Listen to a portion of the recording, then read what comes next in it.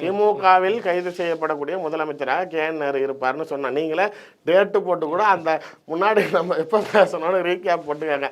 அது இன்னைக்கு நடக்குது அப்படிங்கிறப்ப, அதாவது ரொம்ப தியாக வாழ்க்கை வாழ்ந்தவர் ஐயோ இப்படி ஊழல் குற்றச்சாட்டு வச்சுட்டாங்களே நம்ம தப்பு சொல்ல முடியாது.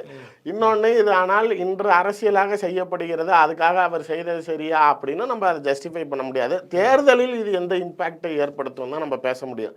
அந்த வகையில் பார்க்கும்போது மக்கள் மத்தியில் நீங்கள் இதை ஒரு 8 மாதம் 10 மாதம் முன்னாடி இதெல்லாம் நாளைக்கு விகரசாக கொண்டுட்டு போயிருந்தீங்கன்னா இன்றைக்கி டிஎம்கே மேலே ஒரு நெகட்டிவ் இமேஜ் வந்திருக்கும்.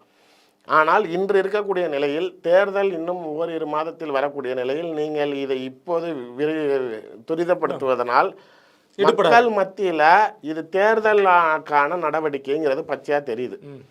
நேருவை கைது செய்வதனால் திருச்சி மேற்கு தொகுதியில் நாளைக்கு நேரு திரும்பி தேர்தலில் நிற்காம போகலாம். அதற்கு பதிலாக நிற்கக்கூடிய வேட்பாளர் வேணால் அஃபெக்ட் ஆவார். ஏன்னா இதுக்கு முன்னாடி இந்த அமைச்சர் தான் கைது செய்யப்பட்டிருக்காருங்கிறப்ப அந்த கான்ஸ்டன்சிக்குள்ளார அது பேசும் பொருளாகும். திருச்சி மாவட்டத்துக்குள்ளார பிற தொகுதிகளில் அது ஒரு 30% இம்பாக்ட் இருக்கும். பார்த்தியா பிரதானமாக மாறாது. அந்த ஆள் என்ன அந்த ஆள் என்னென்ன பண்ணான் பார்த்தியா, இப்போ இவ்வளோ தூரம் போனாங்க நம்மளுக்கு என்ன செஞ்சான், அவனை தூக்கி உள்ளே வச்சுட்டாங்க, இப்போ திரும்பி இவனுக்கு போட்டு இவன் திரும்பி சம்பாதிக்கிறதுக்கா அப்படிங்கிற ஒரு அந்த 30% திருச்சி மாவட்டம்.